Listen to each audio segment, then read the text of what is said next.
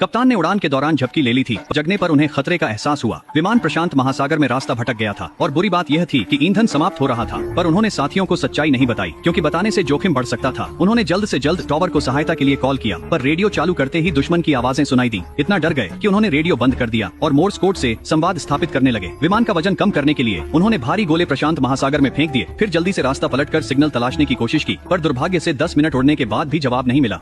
ईंधन के समाप्त होने में कुछ ही समय बाकी था। कप्तान ने तत्काल अपने पीछे के चालक दल को आगाह किया, कृपया प्रशांत महासागर की आपात लैंडिंग के लिए प्रस्तुत रहें। टीम ने निर्देश पाकर तुरंत अपने सामान संजोने लगे।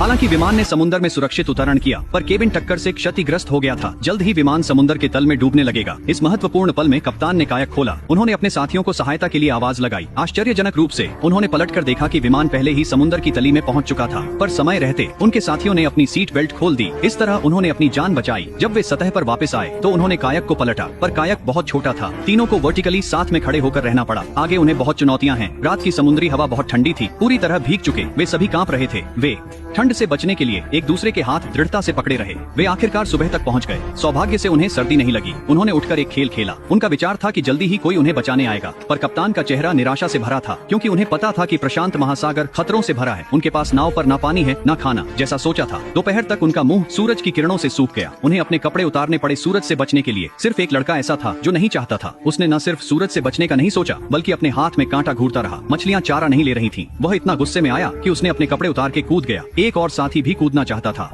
पर तुरंत कप्तान ने उसे रोक दिया क्योंकि प्रशांत महासागर में सुरक्षित रहने के लिए हमें नाव पर 2 लोगों को रखना जरूरी है। यह सुनकर उसकी पीठ में सिहरन दौड़ गई। वह सभी की सुरक्षा के लिए सारी शक्ति लगाकर वापस तैर गया। कप्तान ने सुझाव दिया कि सभी को नाव के पास आने की मनाही है ताकि नीचे घूम रहे शार्क उन्हें न देखें, और ऐसा ही हुआ। वे 3 दिन तक बिना